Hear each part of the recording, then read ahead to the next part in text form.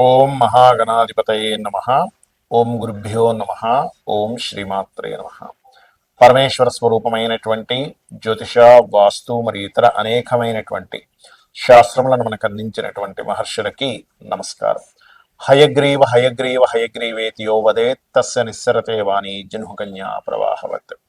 అరుణాం కరుణాతరంగితాక్షీం ధృతపాశాంకుశ పుష్పబాణ చాపాం అనిమాదిభిరావృతాం మయూకైః అహమిత్యేవ విభావయే భవానీం. శ్రీమాత్రే నమః. ప్రేక్షకులకి ఆ లలితాంబిక అమ్మవారి యొక్క అనుగ్రహం పరిపూర్ణంగా కలగాలని మనస్ఫూర్తిగా కోరుకుంటూ మనం ఈరోజు విశ్వవసు నామ సంవత్సరంలో ద్వాదశ లగ్నాల వారికి గుర్తుపెట్టుకోండి. లగ్నం తెలియని వారు మాత్రమే రాసి చూసుకోండి, ఎందుకంటే రాశి కంటే గొప్పది లగ్నము. ఇది గుర్తుపెట్టుకోండి. లగ్నం తెలుసు, హ్యాపీగా లగ్నం నుంచి నేను చెప్పినటువంటి చూసుకోండి. కానీ ఇక్కడ మనకి రాశి ఫలాలకి ఎక్కువ ప్రాధాన్యత ఇస్తూ ఉంటారు కాబట్టి రాశి చూసుకోవచ్చు, తప్పేం కాదు.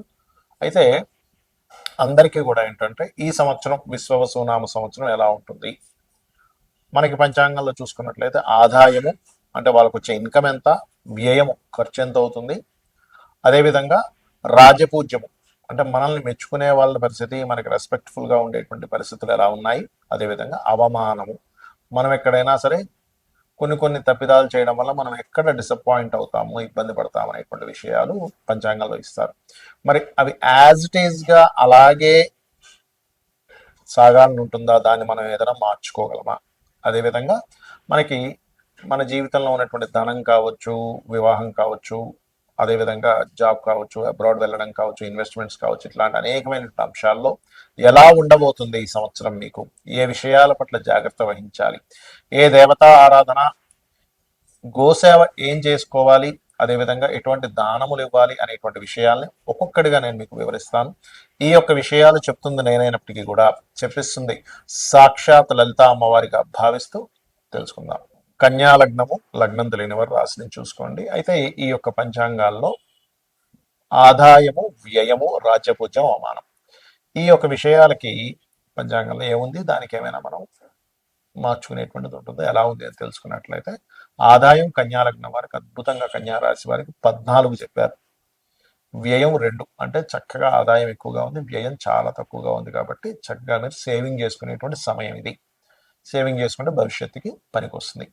అలాగే మరి రాజ్యపూజ్య అవమానం ఎలా ఉంది, 6 అంటే సమానంగా ఉంది. అంటే మనల్ని గుర్తించేవారు, మనల్ని మెచ్చుకునేవారు ఒక 6%, 6 ఉంటే ఇబ్బంది పెట్టేవాళ్ళు కూడా అదే సంఖ్యలో ఉన్నారు. కాబట్టి ఇక్కడ ఏంటి, అవమానించే వాళ్ళ సంఖ్య తగ్గించుకోవాలంటే మీరు చేయవలసింది ఏమిటి, ఎక్కువగా కందులు దానంగా ఇస్తూ ఉండండి, గోవులు క్యారెట్స్ తినిపిస్తూ ఉండండి. ఓం స్కందాయ నమః అనే నామస్మరణ చేయండి. ఖచ్చితంగా మీరు మిమ్మల్ని అవమానిద్దామని వచ్చి కూడా అరే ఈయన్నేమనం అవమానిస్తామని, ఈవినేమనం అవమానిస్తామని అనేటువంటి ఒక పాజిటివ్ ఆరా లాగా మీ చుట్టూ పనిచేస్తుంటుంది. అలాగే ఎప్పుడు కూడా ఎవరితోనైనా ఎక్కువ శత్రుత్వాలు ఏర్పడుతున్నాయన్నప్పుడు సూర్య భగవాను చూస్తూ చక్కగా మీరు ఓం మిత్రాయ నమః అనే మేండింగ్ వరకు తెలియని ఒక వైరాగ్యం, ఇట్లాంటివన్నీ ఉంటాయి. సప్తమంలో అధిక గ్రహాలు వచ్చినందుకు కొంత పార్ట్నర్స్ పెరగడం, వివాహ సంబంధించిన ప్రయత్నాలు సక్సెస్ అవ్వడం, ఇట్లాంటివన్నీ కూడా పెరుగుతాయి. అయితే మే తర్వాత జూన్ నుంచి కాస్త మీరు ఇన్వెస్ట్మెంట్స్ చేసే విషయంలో కొంత చూస్ చేయండి. కేతు ఉన్నాడు కదా, కొన్ని బ్లాక్ అయ్యే ఇన్వెస్ట్మెంట్స్ చేస్తారు తెలియక. 12లో కేతు సంచరించేటప్పుడు ఈ జాగ్రత్తలు తీసుకోవాలి. జూన్ నుంచి ఒక 1.5 year ఆఫ్ టైంలో. అలాగే మరి మీకు ఫైనాన్షియల్ గ్రోత్ అయితే ఎలాగో ఆదాయం బాగుంది, అదేవిధంగా శుక్రుడు అవుతాడు. ఇక్కడ గురువు యొక్క దృష్టి కూడా 2వ స్థానం మీద ఉంది కాబట్టి ఫైనాన్షియల్ గ్రోత్ చక్కగా ఉంటుంది, దానిలో ఎటువంటి ఇబ్బంది లేదు. మొదటి 3 నెలలు విశ్వవసు నామ సంవత్సరం మొదటి 3 నెలలు అగ్రిమెంట్స్ చేసుకునేటప్పుడు, అదేవిధంగా గమనించుకున్నట్లయితే ఏదైనా అన్నదమ్ములతోని వాగ్వివాదాలు, కొంచెం జాబ్లో మొదటి నెల కొంచెం జాబ్లో కొంత అనవసరమైన ఘర్షణలు చూపిస్తున్నాయి కాబట్టి ఈ యొక్క విషయంలో కొంత జాగ్రత్తగా ఉండండి. మరియు అదేవిధంగా ఇక్కడ గమనించుకున్నట్లయితే ఈ సంవత్సరం ఎక్కువగా ప్రాపర్టీ యోగం ఎక్కువగా చూపిస్తుంది. ఖచ్చితంగా ప్రాపర్టీస్ కొనుగోలు లాంటివి చేస్తారు. ఎందుకంటే ఈ మే తర్వాత గురువు 4వ స్థానం తన స్థానాన్ని తను చూసుకుంటున్నాడు. కాకపోతే శని భగవానుడు ఉన్నందుకు కాస్త ఇష్టపడిన వారిని వివాహం చేసుకోవాలనే ప్రయత్నంలో కొంత ఘర్షణ, కొంత గొడవలు, అది కూడా సేమ్ క్యాస్ట్ కాకుండా ఇతర క్యాస్ట్లో వాళ్ళు చేసుకోవాలనేటువంటి కొంత తపన, అదేవిధంగా విదేశాల్లో ఉండే వారితో కొన్ని సంబంధాలు, అక్కడున్న వాళ్ళని ఇష్టపడి వివాహం చేసుకునే ప్రయత్నం ముందుకు వెళ్తూ ఉంటుంది. ఇక మీరు ఎక్కువగా ఎవరిని ఆరాధిస్తే బాగుంటుంది, వెంకటేశ్వర స్వామి యొక్క ఆరాధన చేయండి. అలాగే చూసుకున్నట్లయితే రాహు 6వ స్థానంలో ఉన్నాడు కాబట్టి రాహు యొక్క ప్రభావం మంచిదే 6లో ఉంటాయి, అందులో ఎటువంటి సందేహం లేదు. కాకపోతే 7లో ఉండేటువంటి శని 6వ అధిపతి కూడా అవుతున్నాడు కాబట్టి జీవిత భాగస్వామికి ఏమాత్రం హెల్త్ విషయంలో చిన్న చిన్న డిస్ప్యూట్, చిన్న చిన్న ఇబ్బందులు వచ్చిన వెంటనే చూపించుకొని దాన్ని క్లియర్ చేసుకోండి. ఇక మీరు గోవులకి చక్కగా బెల్లము గ్రాసము తినిపించండి. ఎక్కువగా వెంకటేశ్వర స్వామి నామాన్ని ఓం నమో వెంకటేశాయ అనే నామస్మరణ చేయండి, అనే విధాలా మీకు బాగుంటుంది. చాలా మందికి జాతక చక్రం ఉండదు, మరి వాళ్ళు ఏం చేయాలి? ఎందుకంటే వాళ్ళకి రాశి నక్షత్రము లగ్నం ఏమీ తెలియదు. అటువంటి వారు ఈ సంవత్సరం పరంగా చూసుకుంటే ఈ సంవత్సరం అందరూ కూడా కాస్త ఇన్వెస్ట్మెంట్స్ చేసే విషయాల పట్ల కాస్త జాగ్రత్తగా ఉండాలి. ఎందుకు? సహజంగానే కర్మకారకుడు సహజంగా 12వ స్థానంలో ఉన్నాడు. అంటే ఒకసారి 1-4 సార్లు దాన్ని అనాలిసిస్ చేసుకుని ఇన్వెస్ట్మెంట్ చేయండి. అది గృహం మీద, స్థలం మీద, బిజినెస్లోనా, షేర్ మార్కెట్లోనా, మ్యూచువల్ ఫండ్స్లోనా అనేటువంటిది కాకుండా ప్రతిదాన్ని క్లియర్గా మీరు అనాలిసిస్ చేసి నేను దీంట్లో ఇన్వెస్ట్మెంట్ చేస్తే అంతవరకు కరెక్ట్ అనేటువంటిది ఒకసారి అనాలిసిస్ చేయండి.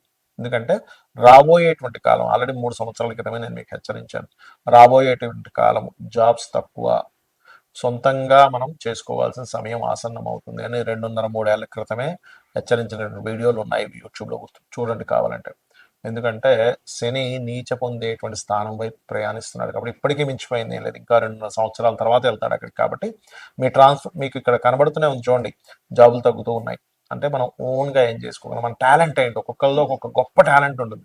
ఒక వ్యక్తికి మ్యూజిక్ వస్తే ఇంకో వ్యక్తికి చెస్ ఆడడం బాగా రావచ్చు, అందులో టీచింగ్ వెళ్ళొచ్చు. లేదా ఒక వ్యక్తి మంచి ఫుడ్, ఒక వ్యక్తి మంచి క్రియేటివిటీ పర్సన్ అయి ఉంటాడు, ఇంకో వ్యక్తి మంచి ఫైనాన్షియల్ గైడింగ్ ఇచ్చే వ్యక్తి అయి ఉంటాడు. మీలో ఉండేటువంటి టాలెంట్ ఫస్ట్ మీరు గుర్తించి ఈ వైపు మార్గాన్ని ఫస్ట్ ఎంచుకోండి. అలాగే ఎవరికైనా సరే మనకి జాతక చక్రం లేదు, మాకు తెలియదండి, మాది ఏళ్ళనాడు శని నడుస్తుందో, అర్ధాష్టమ శని నడుస్తుందో, అష్టమ శని నడుస్తుందో తెలియదు అనుకునేటువంటి వారికి ఒకటే చెప్తా, నిత్యము ఉదయము సాయంత్రము అమ్మవారికి దీపారాధన లేదా మీ ఇష్టదైవానికి దీపారాధన, పంచోపచార పూజ చేయండి. అంటే గంధము, పుష్పము, ధూపము, దీపము, నైవేద్యము. జస్ట్ మనస్ఫూర్తిగా ఒక్క 10 నిమిషాల్లో మీకు పూజ కంప్లీట్ అవుతుంది. ఖచ్చితంగా మీకు ఎటువంటి ప్రభావం మీ జన్మజాతకంలో నాకు ఏలినాడు శని ఉందనో, లేకపోతే పలానా గోచారంలో ఉండేటువంటి గురుబలం లేదనో లేనట్లయితే ఒక్కొక్కసారి ఏమవుతుంటుందంటే కాల సర్పదోషం, ఇట్లాంటివన్నీ భయాలు పెట్టుకుంటారు అనవసరంగా. అటువంటి భయాలు ఏమీ పెట్టుకోకండి. చక్కగా గ్రహస్థితి ఎలాగున్నా నేను అమ్మవారి పాదాలు పట్టుకున్నా, నా శివుణ్ణి నమ్ముకున్నా, లేదా నారాయణని నమ్ముకున్నా, నా ఇష్టదైవాన్ని నమ్ముకున్నా, నా ఇష్టదైవమే నన్ను చక్కటి మార్గంలోకి తీసుకెళ్తుందని మీ పనులు మీరు చేస్తూ కూర్చోండి. అనవసరమైన భయాలు పెట్టుకోకండి. అలాగే ఇక్కడ ఒక చిన్న టిప్ ఇస్తాను, ఏంటంటే వాస్తుపరంగా ఎప్పుడు కూడా మీకు ధనాభివృద్ధి కలగాలి అంటే ఉత్తరంలో ఎటువంటి బాత్రూమ్స్, లెటరిన్స్ ఉండకూడదు. ఉత్తరంలో వైట్ కలర్ ఉండేలా చూసుకోండి. ఖచ్చితంగా మీకు 100% కూడా మీకు మీ యొక్క ఫైనాన్షియల్ గ్రోత్ పెరిగి తీరుతుంది. అలాగే ఆగ్నేయంలో కూడా వాటర్ లేకుండా కాస్త ఒక గ్రీన్ బల్బ్ ఉండేలా చూసుకోండి.